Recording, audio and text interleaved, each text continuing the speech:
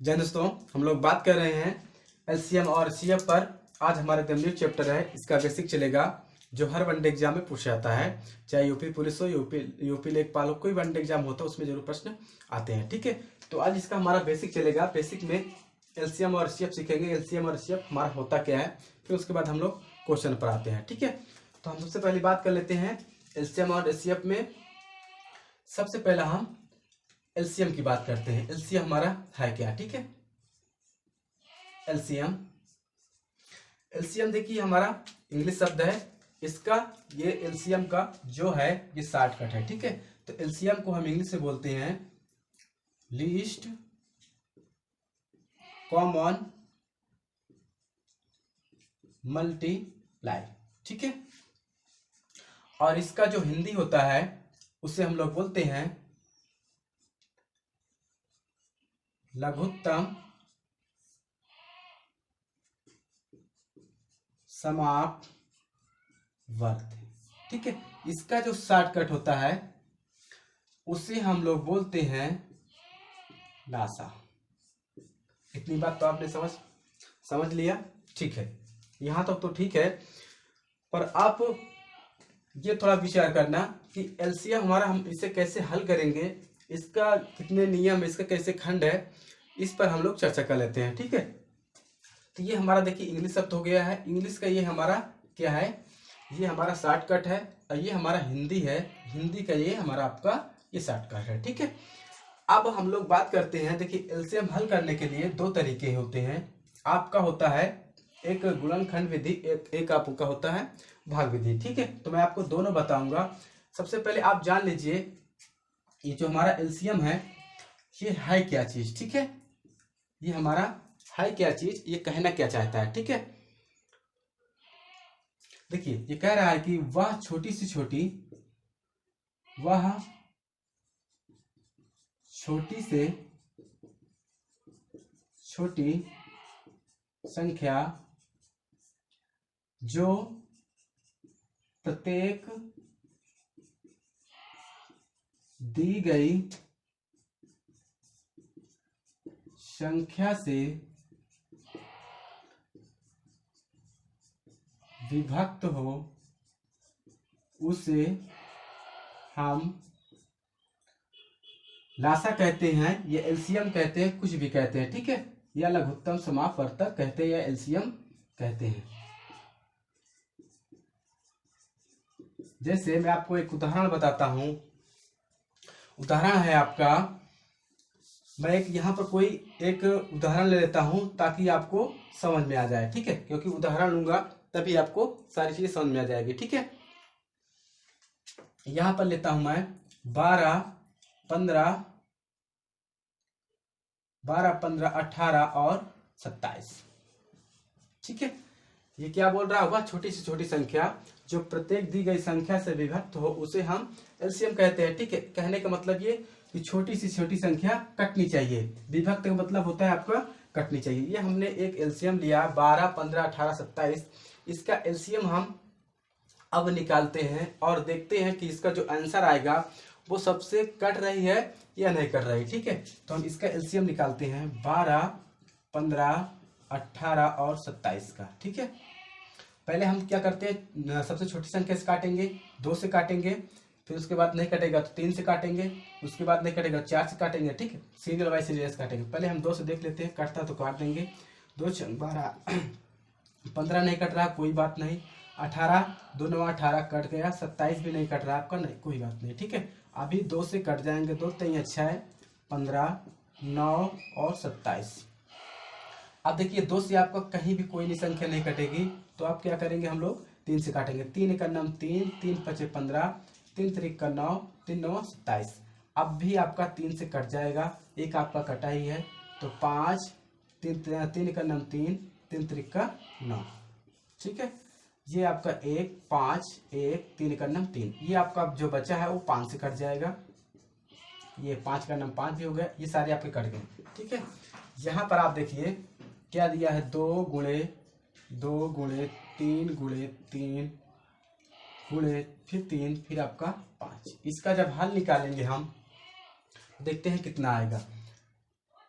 पहले हम 2 से करा देते हैं तो आसान हो जाएगा, हमें 0 मिल जाएगा तो गुणा करने में आसान हो जाएगा। 5 दूनी 10, 10 दूनी 20, 20 तैया 60 और 60 तैया यानी कि 36 18 180, 80 त्रिक का 80 यानी कि 180 है और त्रिक का कितना हो जाएगा 18 त्रिक का 54 यानी कि 540 आपका आया। अच्छा, अब आप कहिए, यहाँ पर आप देखिए कि वह छोटी से छोटी संख्या जो प्रत्येक दी गई संख्या से विभक्त हो उसे हम एलसीएम कहते हैं। ये हमारी एलसीएम निकल आई। अब हम क्या करते हैं, देखते हैं जो हमारी ये संख्या है ये सभी से कट जाती है या नहीं कटती है। ठीक है, वो हमारी कटनी चाहिए, कहने का मतलब ये है।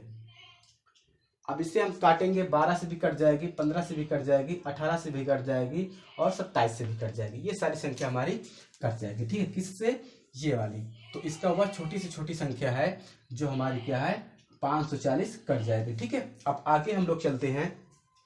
इसका एक गुणनखंड विधि है, एक भाग विधि है। मैं दोनों को बता दूंगा, जो आपको सही लगेगा वो करना। ठीक है, चल इधर देख लीजिए। इसका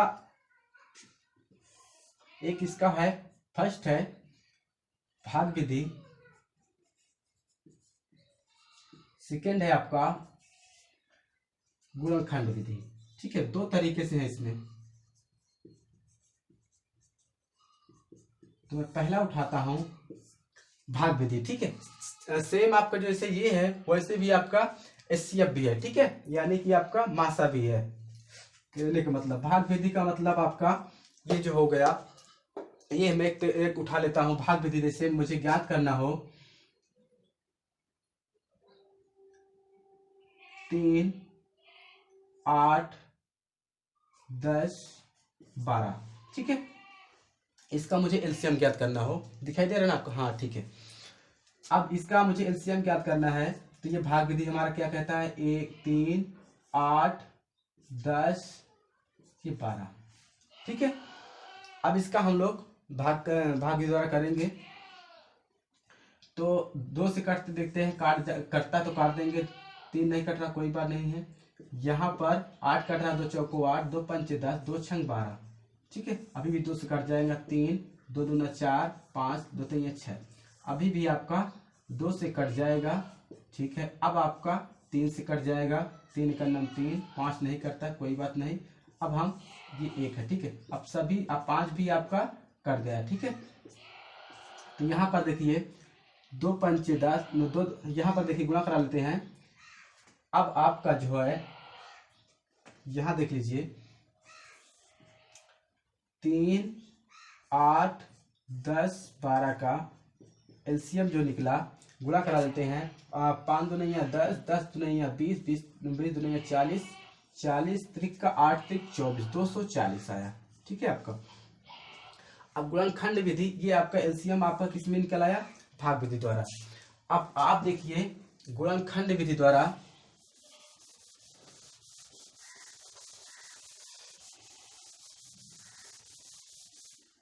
अब गुणनखंड की बात करते हैं हम लोग,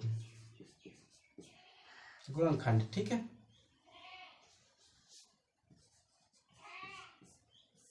गुणनखंड में आप देखिए सेम संख्या उठाते हैं हम लोग।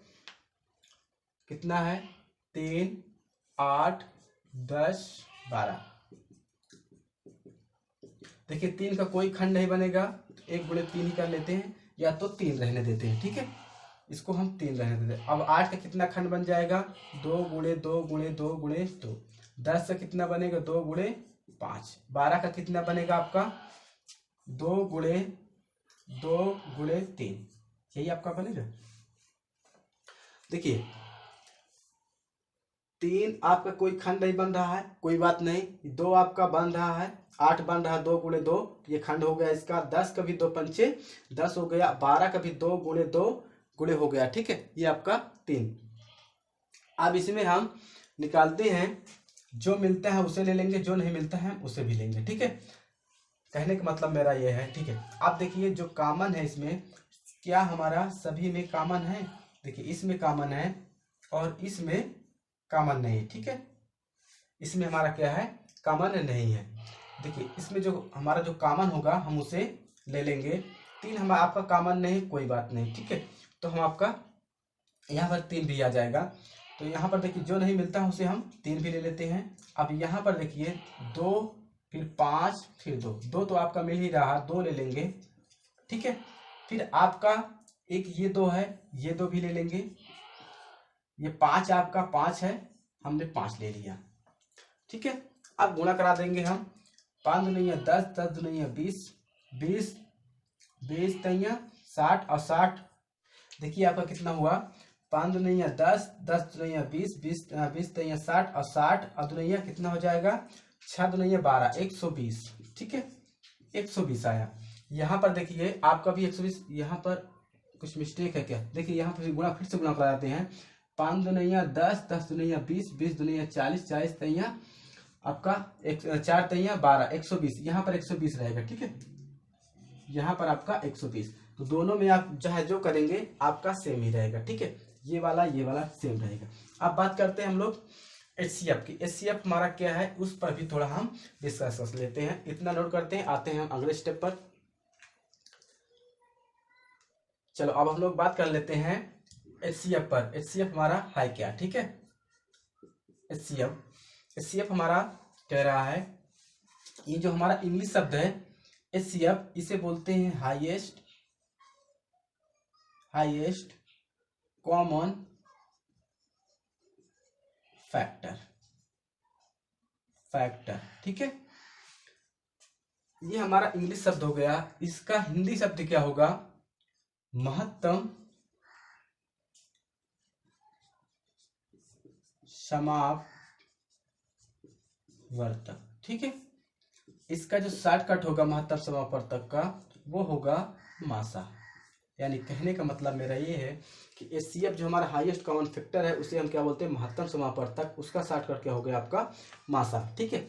ये कह रहा है कि दी हुई संख्या का या तो मासा होगा, दी हुई संख्या का मासा होगा, मासा यानी कि महत्तम समापवर्तक होगा या तो उससे छोटी संख्या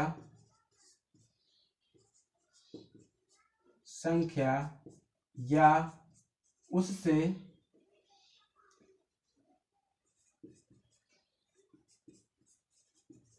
बड़ी संख्या, ठीक है। कहने का मतलब ये है या तो जो आपकी मासा दिया रहेगा या तो उसी में आपका मासा होगा या उससे छोटी होगी या उससे बड़ी होगी। कहने का मतलब ये है, ठीक है। मैं आपको समझा दूं फिर से। जैसे मैं आपका एग्जांपल लेता हूं आपको, जैसे मैं यहां पर लिया एग्जांपल 35 42। अब आप इसमें का मासा बताओ। तो मासा का मतलब है कि जो हमारी दोनों संख्याएं ये भी कट जाए ये भी कट जाए तो हमारी क्या होगी, मासा होगी, ठीक है। जैसे आपका दी हुई संख्या का मासा होगा या तो उससे छोटी संख्या होगी या उससे बड़ी होगी। यानी इसी में आपका या तो मासा होगा कोई, या तो नहीं है तो उसमें से या छोटी संख्या होगी या तो उससे बड़ी होगी, ठीक है। तो हमें इसमें देखिए 35 और 42 का भाग करेंगे तो नहीं कटेगा, ठीक है।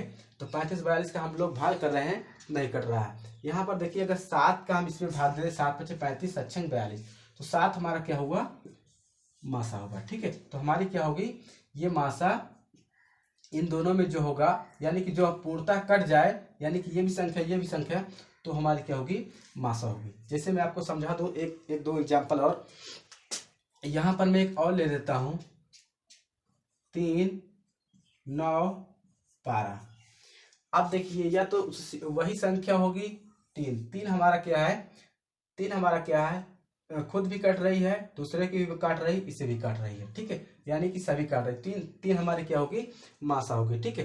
तो इसका भी 2 तरीका है, एक गुणनखंड विधि और एक आपका भाग विधि। तो भाग विधि आपका,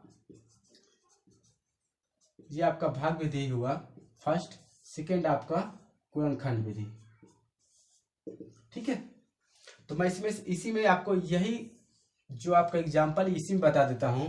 35 को हम भाग करेंगे बड़ी संख्या में। देखिए जो आपकी सबसे बड़ी संख्या होगी उससे उठाएंगे और जो छोटी संख्या होगी उसे उठाएंगे। तो छोटी संख्या होगी उससे हम भाग करेंगे किसमें, बड़ी संख्या। जैसे मान लेते हैं यहाँ पर 3, 9, 18, 42। तो हम क्या करते हैं, 42 को उठाते हैं और सबसे छोटी संख्या से भाग कर देते हैं। ठीक है, तो ठीक इसी प्रकार इसमें भी है, ऐसे ही करेंगे। ठीक है, या तो यहाँ हमारे पास हमारे कितने, 2 ही संख्या है, इसमें कितनी है, इसमें 4, 5 संख्या है। तो सबसे बड़ी वाली संख्या से सबसे छोटी वाली संख्या से भाग कर देंगे। तो 35 का नम 35, आप घटा देंगे, इसमें एक हाथ से जाएगा 12, 12 में से 7 जाएगा तो 7, 5, 12। ठीक है, तो 7 अब 35, 7 5 35, ये आपका कट गया। 7 हमारा आपका निकला मासा।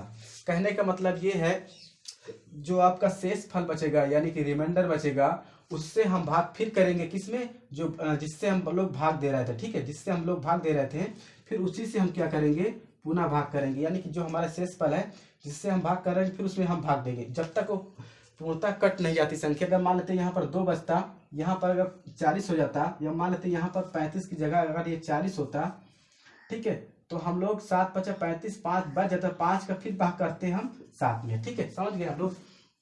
चलो, तो यहाँ पर आपका कितना बचा था, 7। 7 का भाग करेंगे किसमें, इसमें फिर भाग कर देंगे 35, 7 5 35। तो ये पूर्णतः कट गया।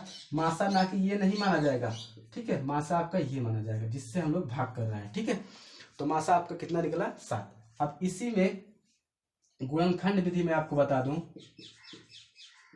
गुणनखंड विधि, ठीक है, गुणनखंड विधि 12 35 को उठाते हैं हम लोग, सॉरी 35 42 को उठाते हैं। 35 का खंड क्या बनेगा, 7 5 35 या 5 7 35। ठीक है, तो हम लोग कर लेते हैं 5 7 35। अब इसमें क्या 7 6 42 या 6 7 42। तो ठीक है, 6 7 42 कर लेते हैं हम लोग।